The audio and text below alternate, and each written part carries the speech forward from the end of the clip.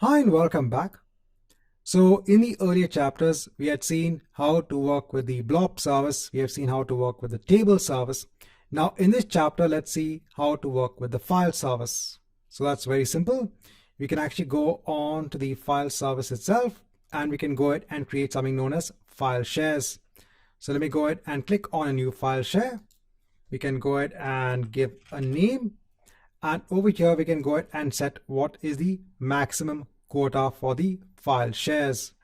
Over here, let me go ahead and leave the tier as it is and hit on create. Now I could go on to the file share and over here, I could go ahead and create directories. So let me go ahead and just create a simple directory. So this is just like any sort of file system. And over here, I can go ahead and upload a file. So let me go ahead and upload a file from my local system. So I'm uploading a simple file. Let me go ahead and hit on upload. So what is the core difference between the blob service and the file service? So the blob service is an object service and this is a file service. So if I go back onto the file share, so over here, if I click on the connect button, so over here, it's telling how you can actually connect onto this file share from a Windows system, from a Linux system, or a Mac OS system. When it came to the blob service, there was no sort of connect feature. Instead, remember, you got a unique URL for every object that was stored in the storage account when it came to the blob service. So if you want to go ahead and connect on to this file share from a Windows machine. So I'm going to go ahead and copy this entire script over here.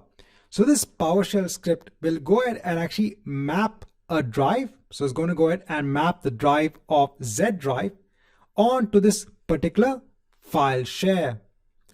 So if I go ahead and just copy this, and I'm going to go ahead and make use of a Windows virtual machine. So this is the same machine we had used earlier on for installing Microsoft SQL Server. So I'm going to go ahead and reuse this same machine. So over here, I'm going to go ahead and open PowerShell. So let me right click, go on to more, and let me run it as an administrator. Let me go ahead and add that particular script. Let me go ahead and hit enter. So now it's going ahead and testing the connection. So now you can see that it has gone ahead and mapped a drive. So now in File Explorer on this Windows server, if I go on to the PC, so over here you can now see that you have a network location in place. So if you go on to the app share, so over here you can see the data folder and over here you can see the file as well. So if you go ahead and open the file, you can see the contents of the file.